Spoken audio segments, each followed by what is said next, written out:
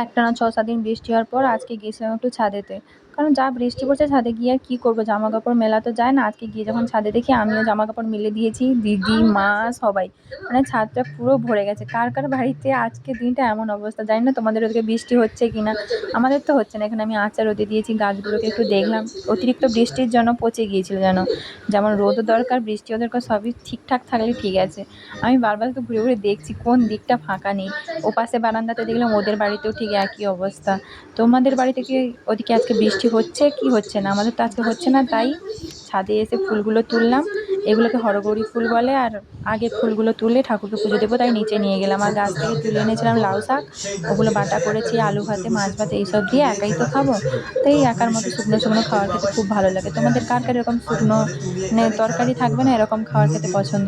আমার খুব ভালো লাগে এরকম করে খেতে। আর কি বলতো, আলসে হলে যা হয় অবস্থা। এখানে সবুজ সবুজ ভাত খাচ্ছি, তোমাদের কার কার কেমন লাগলো ভিডিওটা জানাও।